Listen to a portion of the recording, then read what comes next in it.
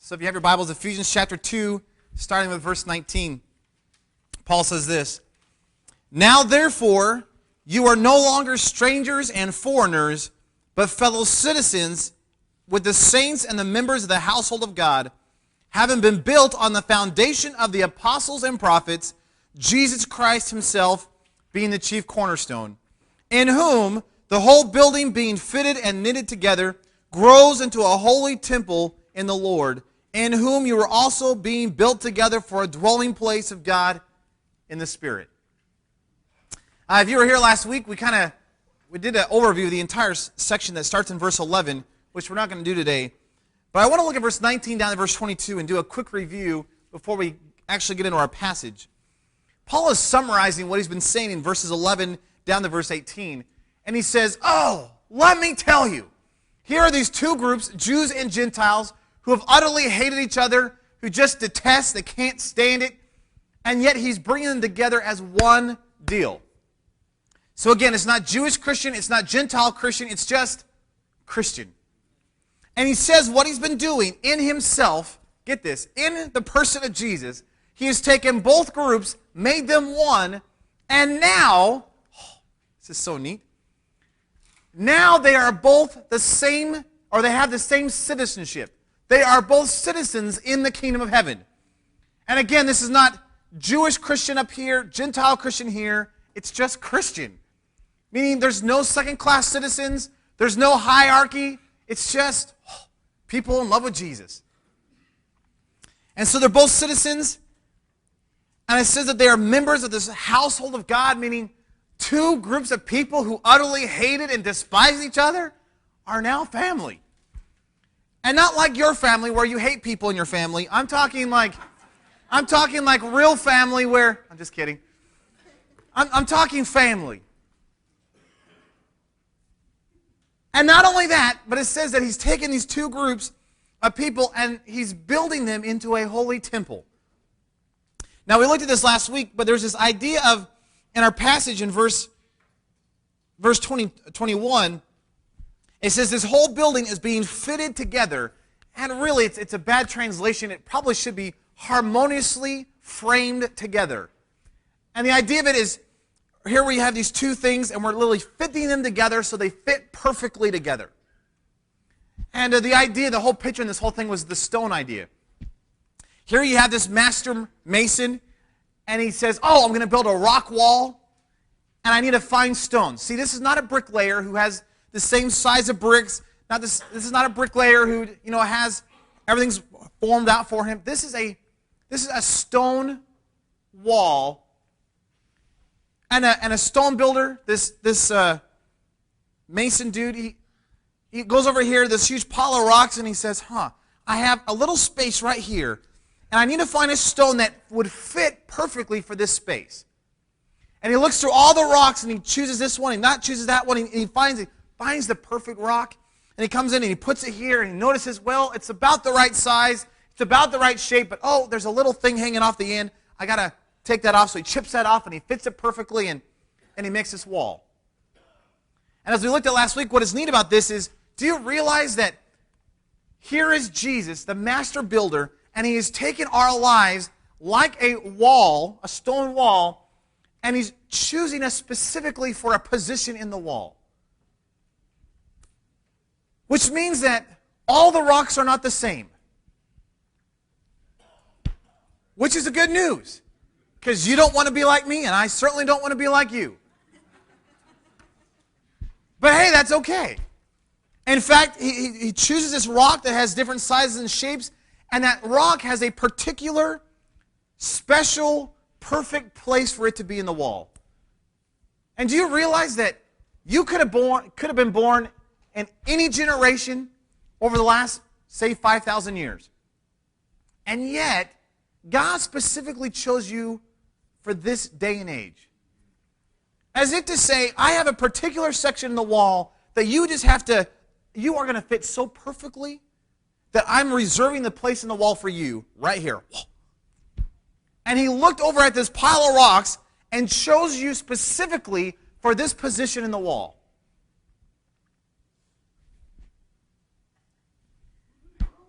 I think that's neat. And yes, it's true, we all have these little things hanging off the sides of us that need to be chipped off. I believe that. But would you allow Jesus to take you and fit you in his wall and chip off everything that's not of him and build you into a holy temple? And it says this temple, the foundation of this is the apostles and the prophets, with the cornerstone being Jesus Christ himself. And as we looked at last week, and this is just review, but the idea of the cornerstone is it's the first stone that's laid in a building, which means that every other stone has to get their alignment and their position from the cornerstone. How do we know how we're going to build a straight wall? Oh, we base it off the cornerstone. How do we know how tall we're going to go? We're going to base it off the cornerstone. So the entire building gets its alignment, gets its position from the cornerstone, which is really neat if you think about it in terms of our lives. Not only that, but it's also the focal point of the entire building. It's usually laid at the corner of the two walls to bind the walls together and strengthen them. Do you realize that when Jesus is our cornerstone, he becomes our alignment, he becomes our position, he becomes our strength, he becomes all that we lean and rest upon for the building. The cornerstone determines the structural integrity of the building, and symbolically it's used as a symbol for strength and prominence. Do you realize that is who the person of Jesus is? And it's really taking us and making us into this building called a holy temple, which is built upon the foundation of the prophets and the apostles with Jesus Christ himself as the chief cornerstone. And what I think is kind of neat in this whole thing is, do you realize, and we're going to get into this, but he's doing that in each of our individual lives. Meaning, I individually am a temple. Why? Because I house the presence of God. And yet he's taking me, and he's taking you, and he's putting us together, and we become a bigger temple. Somehow in the unity and the combination of what Jesus is doing in your life and what Jesus is doing in my life, when you put those together, it becomes the temple of the Holy God, which is really neat. Now, I know most of you are Greek scholars, or you love all the nerdy stuff. I understand that. And for those who aren't a Greek scholar or don't like the nerdy stuff, I'm going to do a really, really quick grammar thing. So don't be concerned. Don't freak out. And if this is Greek to you, then good. The word fitly framed together, or better translated, harmoniously framed together, is a participle. Now, if you've been here long enough, you go, oh, a participle! I know what a participle is! And if you've been here a while and say, I still don't get it, it's okay. So there's no pressure. It's okay. A participle is a verb that acts like a noun. In other words, when you say they're fitly framed together, it sounds like a verb, like there's an action taking place. But it's not an action. It's just a way to describe the noun, which is the building. In other words, this building that we're talking about is the harmoniously framed together building. That's all it says. Okay? Everyone still with me? Okay, just checking. Now the word grows, okay, look at our passage, Ephesians chapter 2. It says, in whom the whole building, what kind of building are we talking about? Oh, it's the harmoniously fitted together building. It grows into a holy temple. The word there, grows, is a main verb, and it's a simple statement of fact, meaning it's not a question. It's not, could this be true? Could it not be true? No, this is true. Simple statement of fact. And it's active, meaning the building is the one who's growing, which makes sense. If you look at a flower, the flower is the one that grows. You look at a baby, the baby grows. The baby is in the effort of growing, right? But the word being built together, look at verse 22, in whom you are also being built together for a dwelling place. Being built together is also a main verb. It's also a statement of fact, meaning there's no question, no possibility. It's true. But it's passive, meaning somebody else is building it together. So if that made no sense to you at all, let me simplify this. Here you have this building, which is a holy temple. And the whole building which is harmoniously fitted together, is growing into a holy temple. Meaning the building itself is the one doing the effort of the growing. Which is fascinating to me, because we're talking about a structure that we're giving the same qualities to as we would give a plant or we would give a little baby. We look at a little baby and go, whoa, he's just growing leaps and bounds. That's what we're saying about this building. But it's an inanimate object. It's just stones, but it's growing. And the building is the one doing the effort. And yet, all the time, you look at the building, and the building is being built together for a holy dwelling place. Was the building doing that? No. Somebody else is coming and building. So there's an interaction between somebody doing the building and the building growing. Does that make sense to you? We talk a lot about sourcing and dependency here.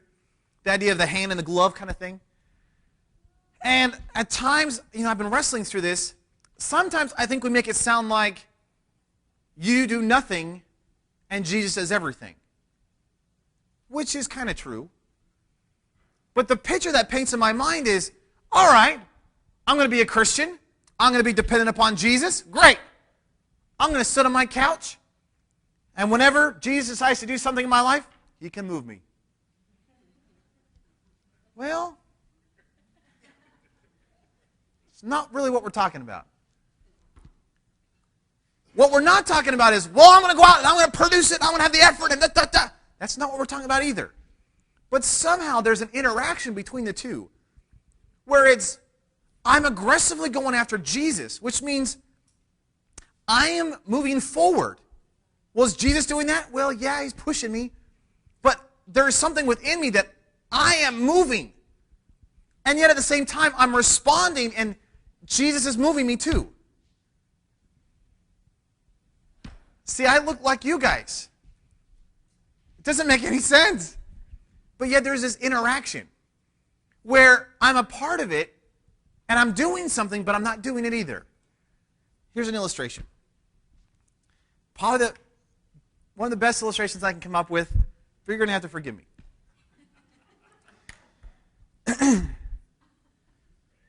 Dancing.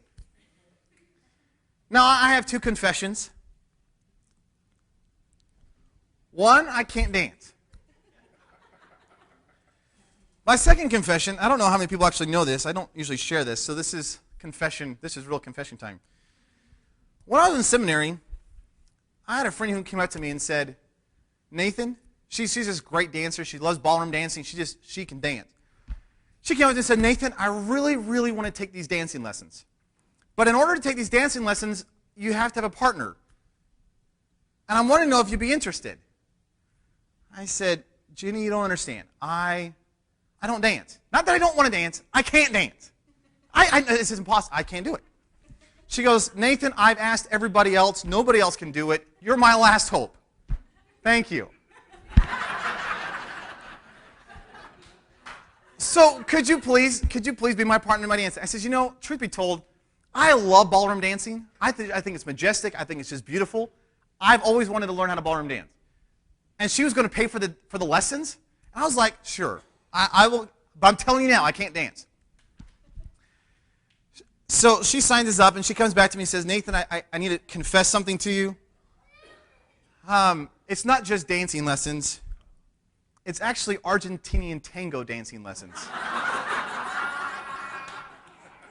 And I said,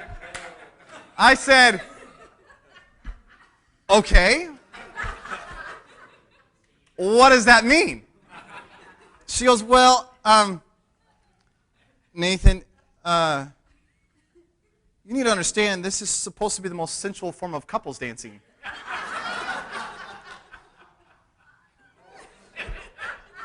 So here I am.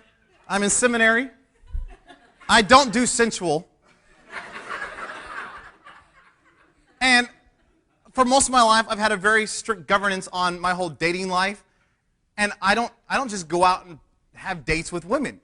So here I am, willing to take dancing lessons, but now it's, whatever.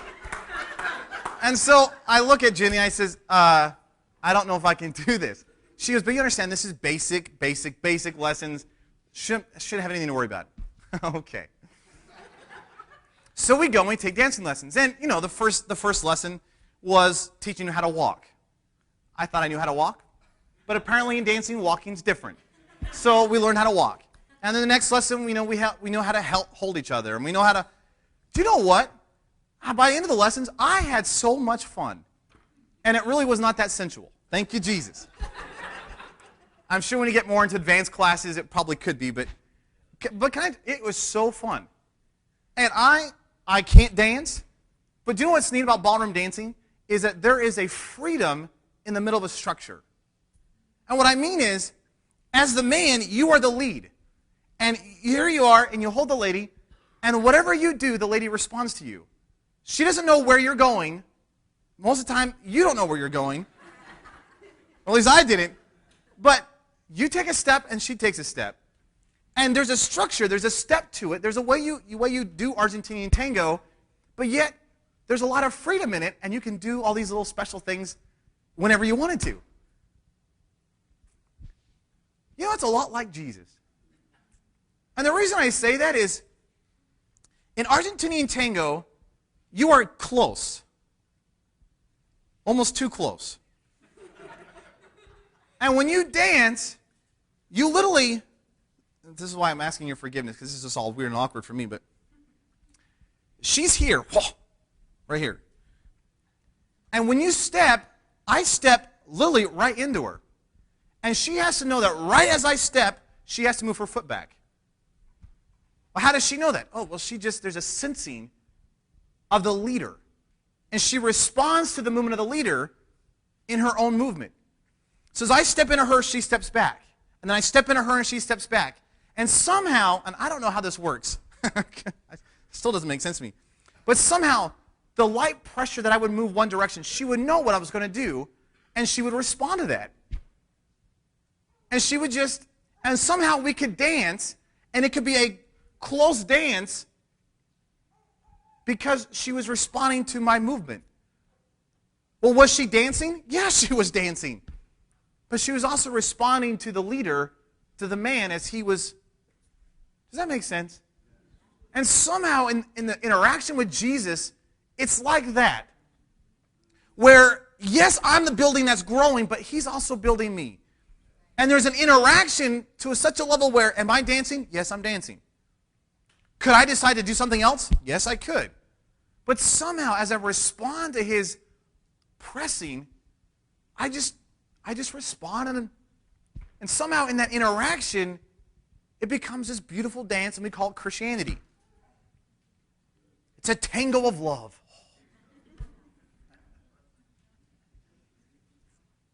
And that's what's happening. Here he is. Here's this building that's growing up into a temple. And it's the building itself that's doing the growing. But all the while, here is Jesus who is building the building. How's that possible? It's just this dance.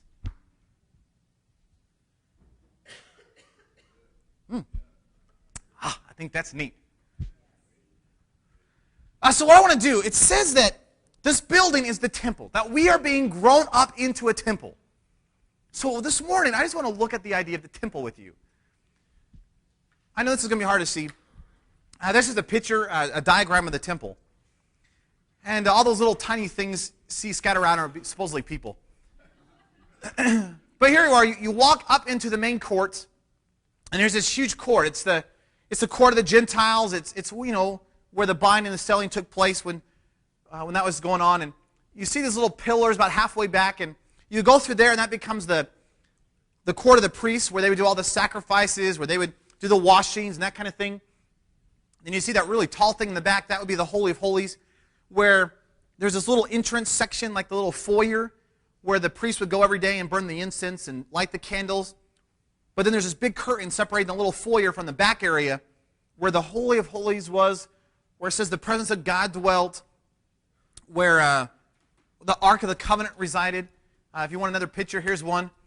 So here's the court of the priest.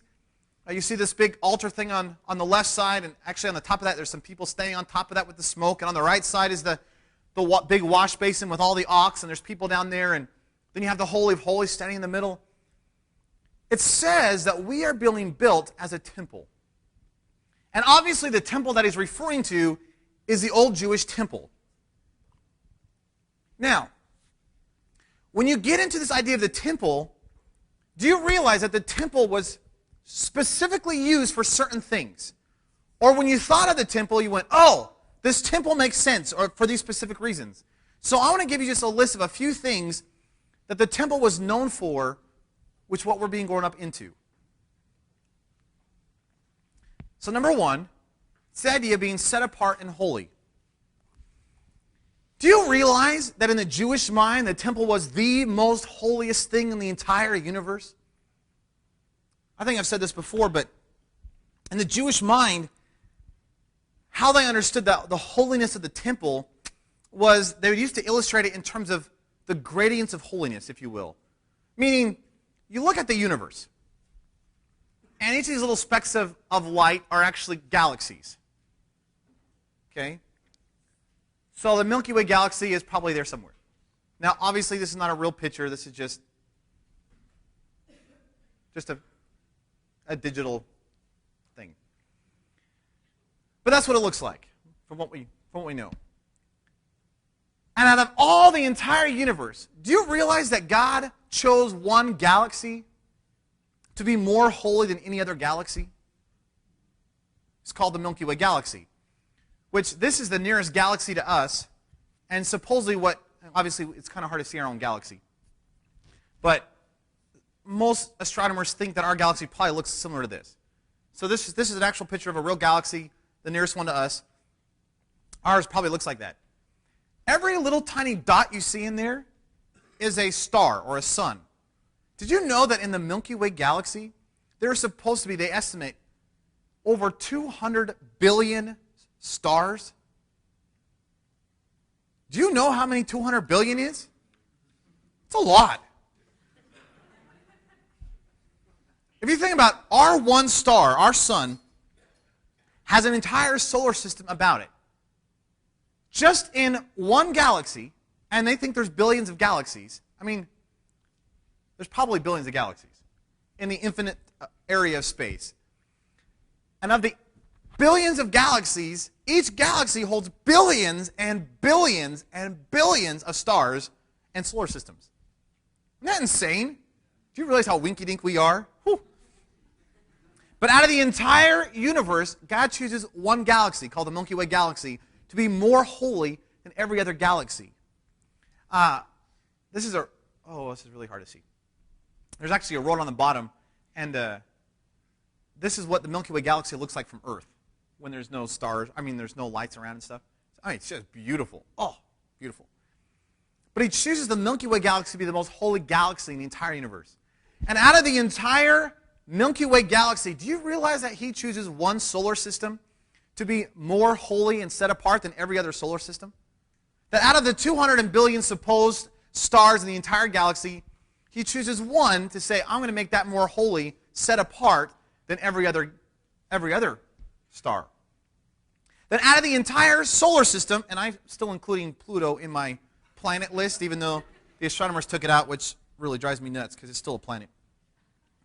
So out of all the planets, do you realize that he chose one planet to be more holy and set apart than every other planet in our solar system, which is more set apart than every other solar system in our entire galaxy, which is more set apart and holy than every other galaxy in the entire universe?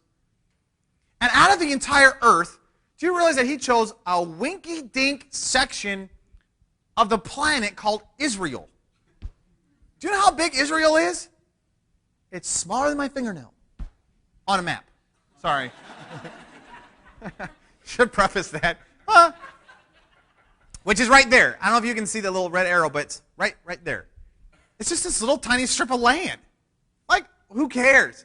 But do you realize that even in Israel, there's a place that's more holy in Israel than every other place? Here's Israel. There's this place called Jerusalem, which is right there, which is more holy and set apart than any other city in Israel. And even in Jerusalem, which, here's a modern day picture of Jerusalem, right there on the right side, is the Temple Mount. And there's this little hill in the middle of the city, which was considered the most holy part of the entire city, in the entire country, of the entire world, of the entire solar system, of the galaxy, of the universe. But even on the Temple Mount, there were gradients of holiness. You had the outer courts. Well, you had outside the courts, obviously, meaning everything outside the temple. And then when you go from that into the outer courts, certain people could go in there, but not everybody. And then if you decided to go into the court of the priests, you realize that narrowed it down even more, meaning you couldn't be a woman, you couldn't be a Gentile, you had to be a priest from the tribe of Levi. And then even that, only one person once a year would even walk into the Holy of Holies, because it was considered the most holy place in the entire universe. So much so that they used to say that on the Day of Atonement, when the high priest would enter into the Holy of Holies, he would go through this whole cleansing process. If he would even have a thought of sin in his mind as he walked into the Holy of Holies, the legend was that God would destroy the entire universe. Why? Because this was the most holy place in the entire universe, that if you dared to enter in with even a mark or a spot of sin upon your mind, God would just wipe the whole thing out. We're talking the holiest of holy places. Do you realize what a blasphemy it is for Paul to look at you and say, you are now the temple of the Holy Spirit? I mean, all through the ages, the Jewish mind was the temple, especially the Holy of Holies, that held the presence of God, was the most holy thing in the entire universe. And now here's Paul looking at you saying, you are the new Holy of Holies? Give me a break. Hey, you're a barnyard. One of the things I love about the Christmas story is you realize that Jesus was born not in a Hilton. He was born in a feeding trough in a barn, which is so symbolic of our lives. It's full of manure. It's full of junk. It's full of straw, full of animals. And Jesus was born literally right in the middle of that. And says, I'm literally coming into the middle of that, and I'm going to transform it. And somehow he takes a barnyard and transforms it into the most holy thing in the entire universe. But in the Jewish mind, do you not realize how crazy it is to say that you are the temple of the living God? That the thing that was always known as the place where the presence of God dwelt now resides within you?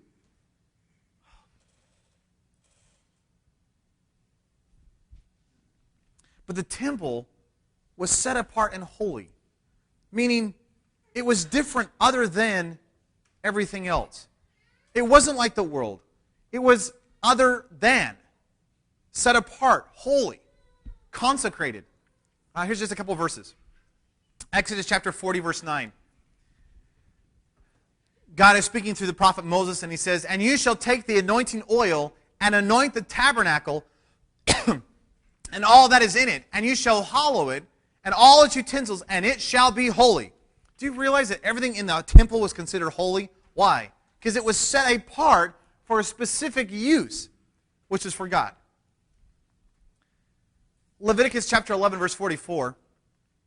God is saying, it says, for I am the Lord your God, and you shall therefore consecrate, which means set apart, to make holy, to sanctify, purify. For you shall be holy as I am holy. And then over and over and over again throughout the book of Leviticus, and I have them on the bottom, God says, look, I am a holy God. Therefore, you should be holy. Hey, I'm holy. I'm in a relationship with you. You better be holy. Do you know what our lives are supposed to look like? If we are growing up as a temple, do you realize that our lives should be ever increasingly more becoming set apart and more holy and other than the world around us? See, the Levites, they used to come in and they used to consecrate and cleanse themselves and go through all this ritual. Why? Because they were going to spend an afternoon working in the temple, lighting the candles, breaking the bread, doing the incense thing.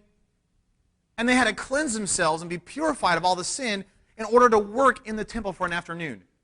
How much more then, if we become the temple itself, should our lives mark the purity and the holiness of who our God is? Do you realize that God should be ever increasingly going through our lives and shaping and trimming off those sections of our stones that are not according to His perfection and not according to His nature? And yes, I understand we may not be perfect this side of heaven. I understand that. But yet we should be increasing in our holiness, in our purity, in our righteousness, and are not looking like the world around us. Why? Because we are a holy temple. And we're growing into that.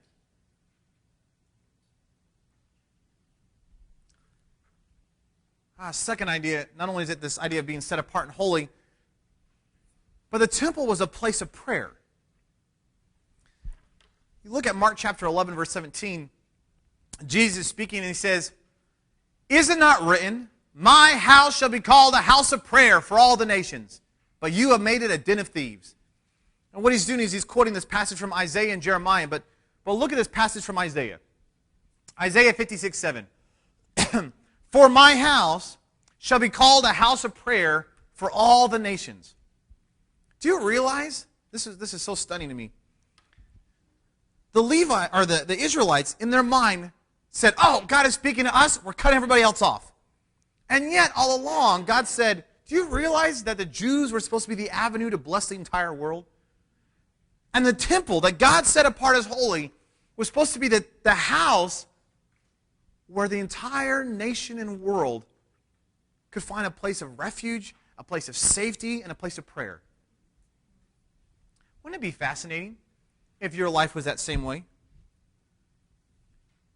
If, when someone looked at your life, what they saw was a refuge, a safety, and a place of prayer.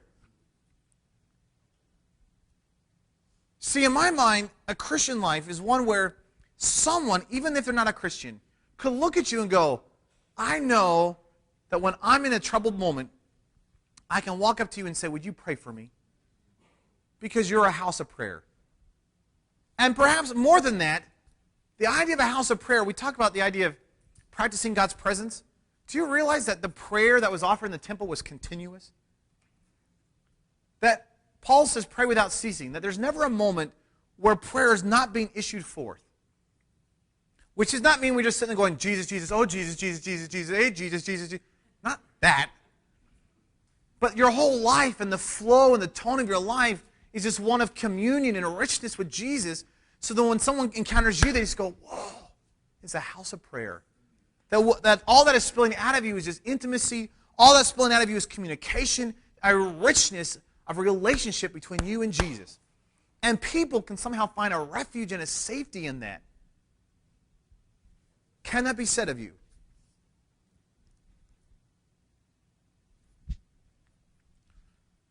It's not just prayer, but it's also a place of worship. Psalm 138:2 says, I will worship before your holy temple and praise your name for your loving kindness and your truth, for you have magnified your word above all your name. Do you realize that the temple was a place of just continuous worship? In fact, even before the temple was built and they just had the tabernacle and the ark, and David was bringing the ark into Jerusalem, do you realize that there was such an exuberance, such an abandonment to the worship of God, that he literally was just dancing, just extravagantly dancing in front of everybody. And it says that his wife looked out the window and saw David dancing, and she was appalled. One, because he was acting like a lunatic, and two, because he was just in his boxers. And she's looking, and she's like, you are the king. A king is supposed to have nobility about him. Kings do not run around in their boxers. Kings dress in the royal robes so that everyone can go, whoa, it's the king. And here's David saying, I don't care. My God is so overwhelming. I have to worship. And he literally just strips himself down and just starts jumping and leaping and hollering. And when his wife confronted him, do you know what he said? He said, if my God so required it, I would become even more undignified than this. Which in my mind only means one thing. And David, you should have limits. And David says, I will humble myself before the Lord. I don't care. Why? Because the worship of my God demands it. Do you realize what our life as a Christian is supposed to be? Our life as a Christian is supposed to be an unashamed, unadulterated, just extravagant worship. Which means that when you come in here to worship, do you realize that, we've never said this, we give you freedom to worship. I love the fact that we have a bunch of little kids, little boys in the corner, who are doing worship, are singing at the top of their lungs and dancing. Do you know how fun that is? I love it, and I hope they never change. But somehow I'm afraid that they're going to. Because you realize they're going to get older, and, you know, there's a tone of worship here, and you guys don't dance around and hoop and holler, and eventually they're going to be conformed and pressed to worship like we do. What if there was more of a freedom here? Hey, if you want to run the aisles with white hankies, run the aisles with white hankies. If you want to get up and start dancing with flags, we got a whole bunch of them out there you can borrow. I mean, see, the problem with the American worship idea is we come and we sing and we want to be reserved. And a lot of times, if we don't feel like we sing well, because, hey, we don't want to. Do you realize that that's not worshiping? Because the moment that you're concerned about what's going on around you, it's no longer worship.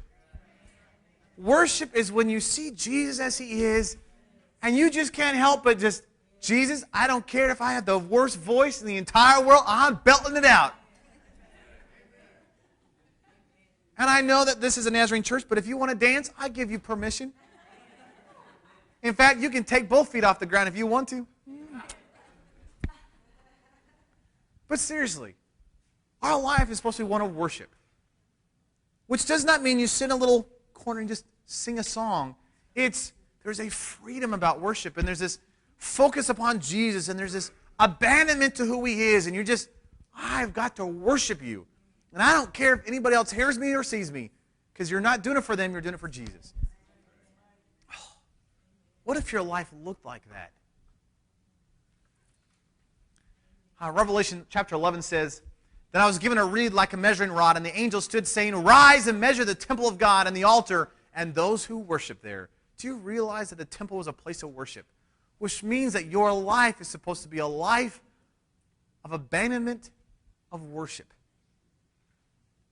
to your Jesus. Not only was it a set-apart holy place, not only was it a place of prayer, not only is it a place of worship, but it's also a place of sacrifice and incense. And you obviously know this. The place of the temple is where you brought your sacrifices. They killed the lambs every morning, every night. And then a couple times a year there's this big celebration, and tons and tons and tons and tons and tons of animals were sacrificed. Why? Because it was just an offering to God. It was asking for forgiveness, that kind of thing. But I want to point this out, or point to this. Exodus chapter 30. Moses speaking, God is speaking through Moses, and he says, Aaron shall burn on it, speaking about the holy of holy, the temple inner court area, the sweet incense every morning when he tends the lambs. And he shall burn incense on it. And when Aaron lights the lamps at twilight, he shall burn incense on it, a perpetual incense before the Lord throughout your generations. There's this idea that here's Aaron or the priest, and in the morning they would come, they would light the lamps, and they would refresh the incense. And then at night when they would come to refresh the lamps, they would refresh the incense. So there's a constant incense going in the temple every moment of every single day. That there was this aroma, that there was this sacrifice of worship and thanksgiving to who God is. But the incense was incenting, that's not a word, but it was puffing out its fragrance every moment of every single day.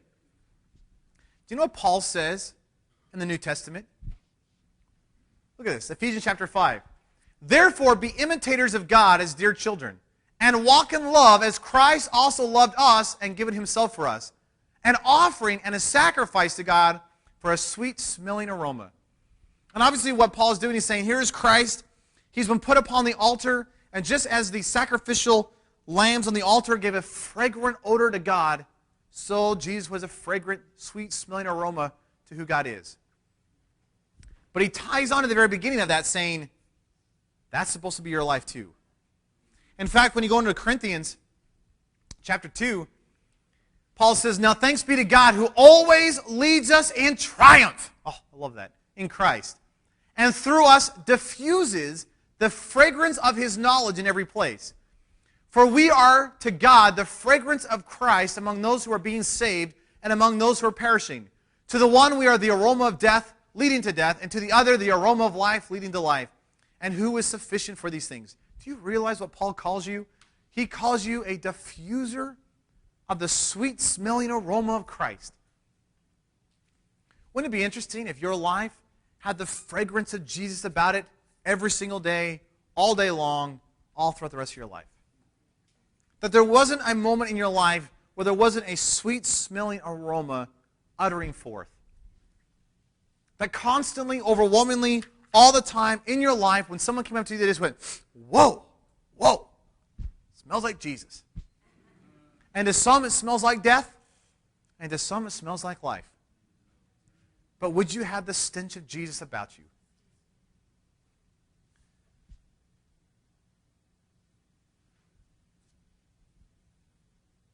Not only is the temple a place of set apart in holiness, not only is it a place of prayer, not only a place of worship, not only the place of sacrifice and incense, but it is also the treasury.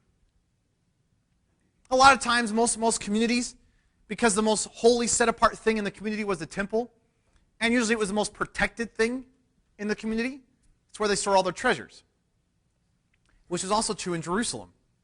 The big storehouse for all the riches was found in the temple, which is why when the Babylonians came, they were King Nebuchadnezzar was taking off and just destroying Jerusalem, and they tore down the temple. Before they tore down the temple, do you know what they did? Plundered it. Why? That's where all the riches were. 2 Kings 24.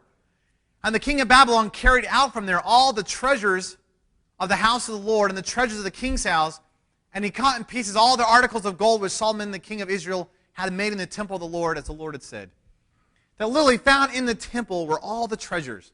And so the king of Babylon says, I'm taking the city, I'm taking its gold. Do you realize that our lives are supposed to be filled with the richness? With riches? I'm not talking monetary, because most of us are pretty poor. But what I am talking about is, there's this passage in 2 Corinthians, which is really fascinating. Paul says, for it is the God who commanded light to shine out of the darkness, who has shown in our hearts to give the light of the knowledge of the glory of God in the face of Jesus Christ. But we have treasure in earthen vessels. Do you know who the earthen vessel is? You. That the excellence of the power may be of God and not of us. We are hard pressed on every side, yet not crushed. We are perplexed, but not in despair. We're persecuted, but not forsaken. Struck down, but not destroyed. Always carrying about in the body the dying of the Lord Jesus, that the life of Jesus may also be manifested in our body. Do you realize that the treasure that we are to carry in our life is Jesus himself? Wouldn't it be fascinating if God was truly growing us up into a temple, individually and corporately? That somehow my life was a life that was set apart and consecrated and holy unto God. That my life was a life of prayer. My life was a life of worship.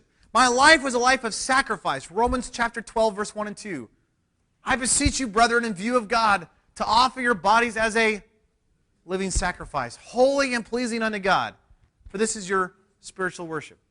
Would it not be, could we not have a life that is full of prayer, full of worship, full of sacrifice and incense, a sweet smelling aroma was coming forth, that there'd be a richness of our life that when people encountered us, they go, whoa, there's a richness there.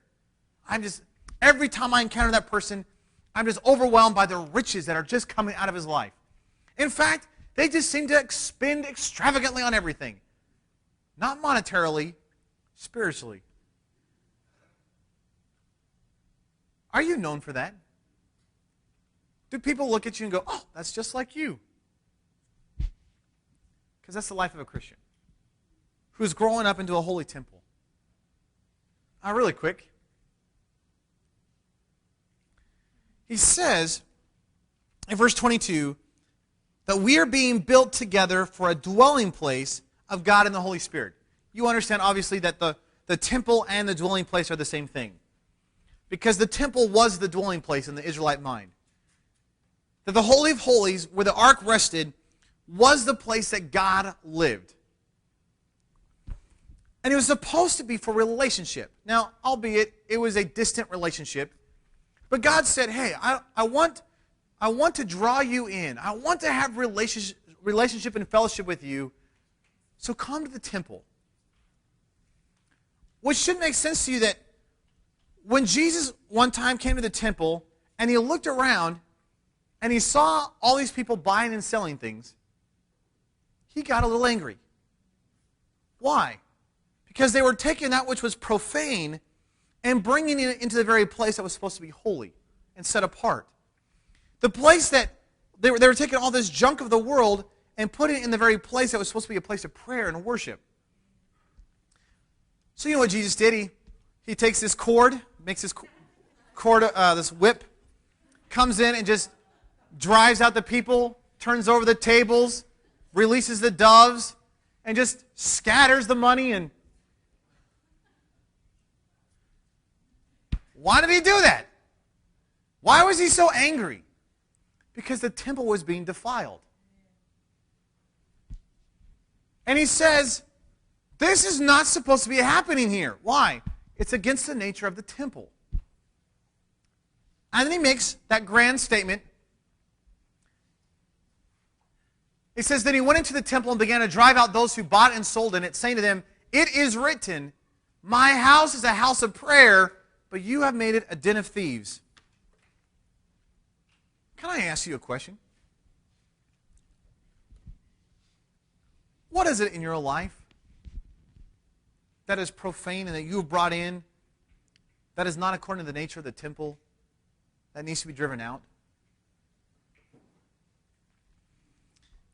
Here's Solomon, David's son. He's a king. And God has allowed him to build the temple. So he builds this absolutely overwhelmingly majestic temple. In fact, it was the talk of the entire world of the day. And he gets done building the temple, and they're going to dedicate it. And it says in 2 Chronicles chapter 7 that when Solomon finished praying, that fire came down from heaven and consumed the burnt offering and the sacrifices. So get this. Here's his altar. Here's his burnt offering. Solomon says, we're going to dedicate the temple. So he prays.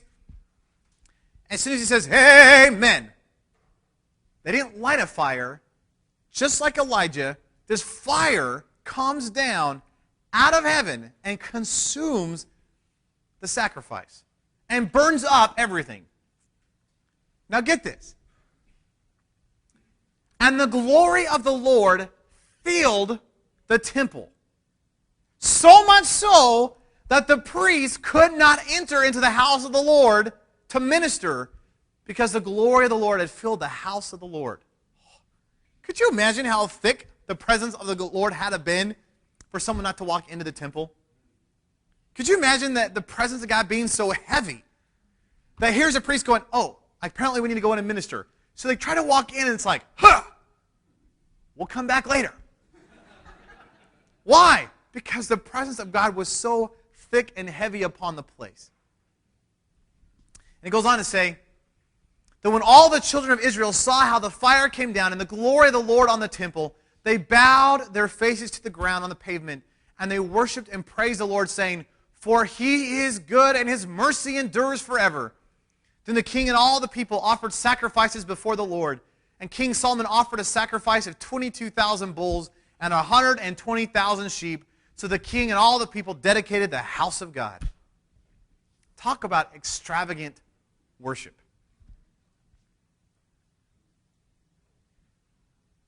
Are you filled on that kind of a level?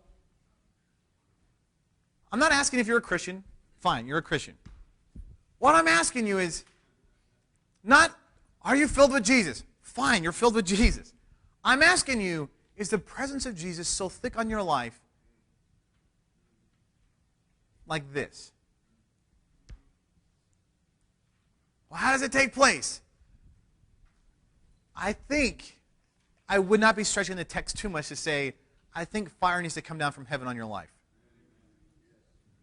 and burn up everything in your life that's not of Him. And He needs to get rid of everything in your life that's not according to His nature and His character. And somehow, when that takes place, and yes, I understand it's a lifelong process where He's continually refining and changing, but somehow in that process, could the presence of God in my life be that thick and heavy? Do you realize that there's probably more than what you have that you can experience? I don't know about you, but I'm experiencing some good stuff with Jesus. For the last 2 or 3 weeks, God's been pressing this thought in my mind of, why are you settling? Why are you being content? Is there not far more of me for you to have? I'll confess, I don't have the presence of God like this, but I want it.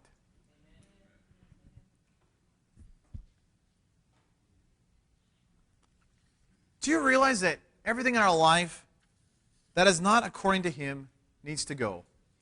It needs to be burned in the fire of His holiness. He needs to take our rock and chip off everything that's not of Him. And you ask me, well, what kind of stuff am I talking about? Oh, let me give you a short list. If this is in your life, it needs to go.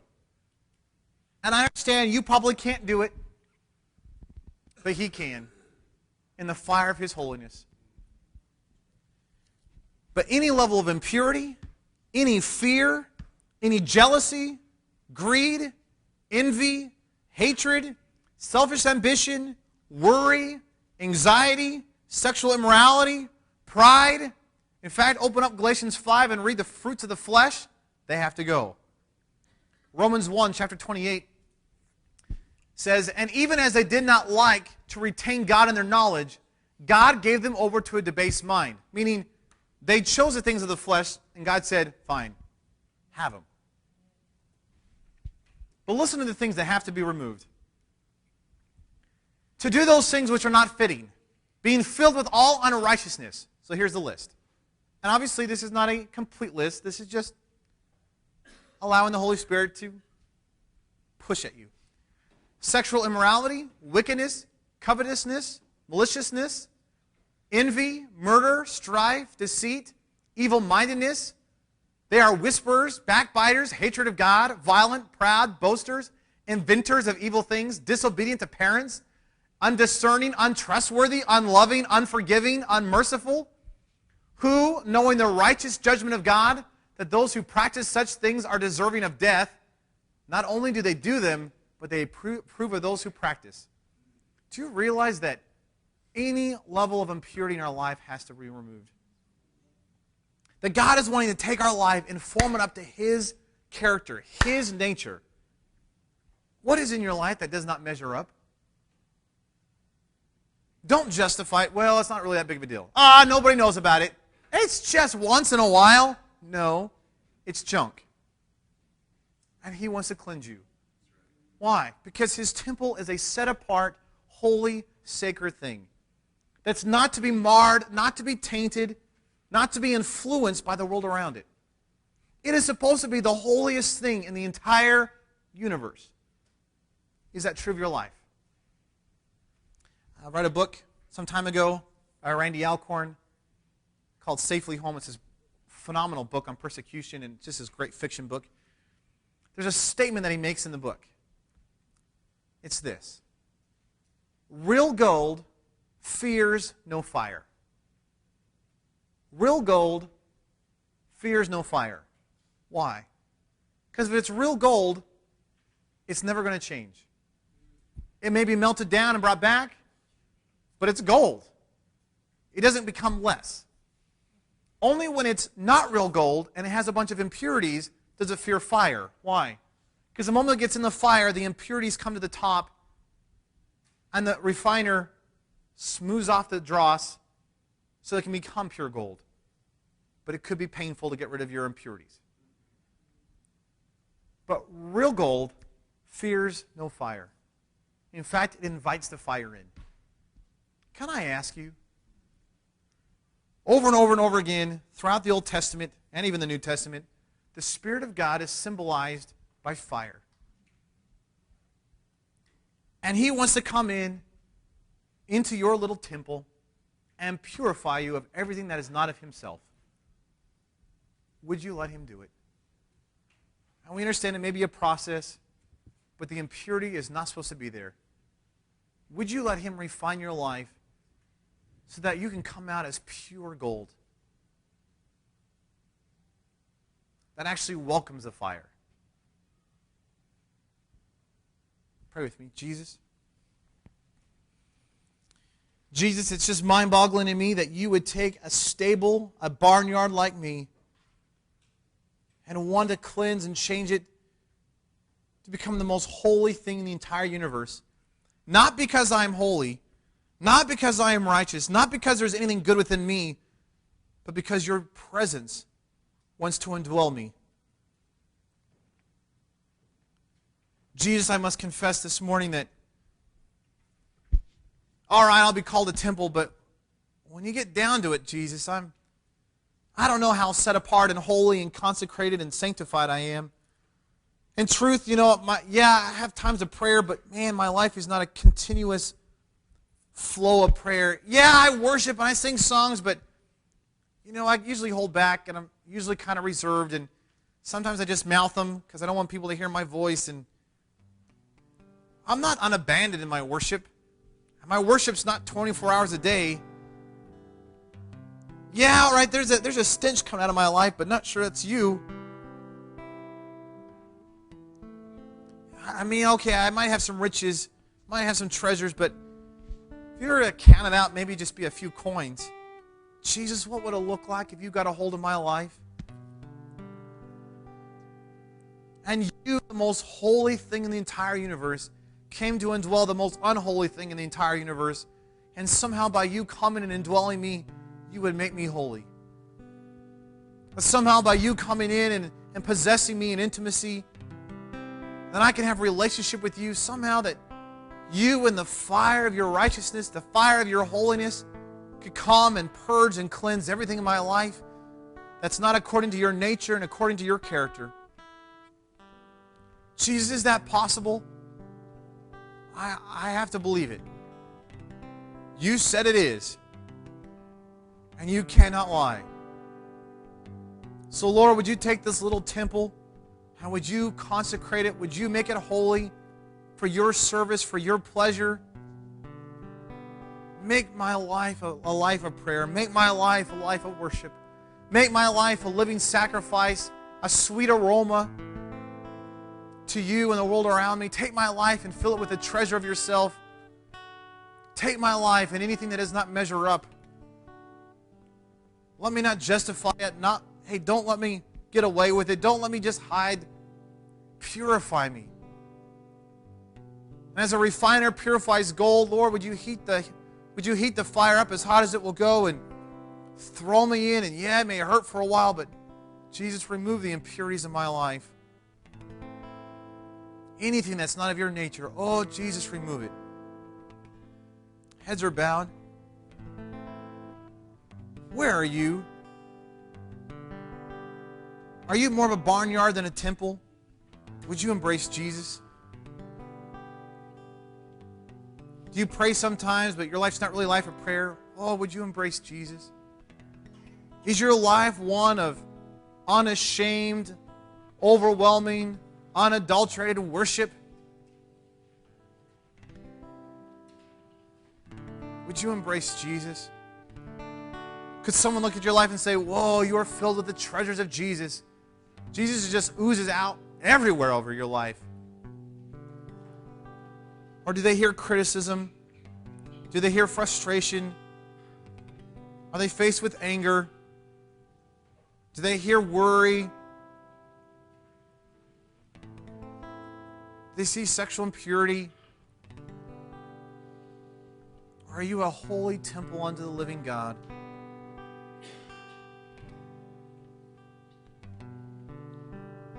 Altars in the Old Testament were a place for sacrifices to be burned.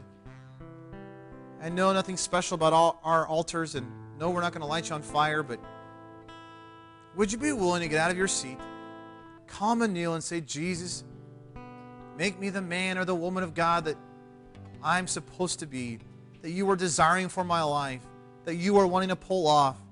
Would you remove every ounce of impurity, anything that doesn't measure up to your nature and your character? Would you remove it from my life? Jesus, make my life a life of worship. Make my life a life of prayer. Set me apart and make me holy, sanctified, consecrated. Are you filled with the presence of God like Solomon's temple was? And if not, why would you not want it? And why would you stay in your seat and say, no, I'm digging in my heels, I'm confined and content where I'm at? Why wouldn't you just throw yourself on Jesus this morning and just say, oh, I need you and I want you. Hey, no pressure, but I want to come and kneel before Jesus and let Him burn up everything in my life that's not Him, and make me and build me and grow me into a holy temple. Would you join me this morning? Jesus.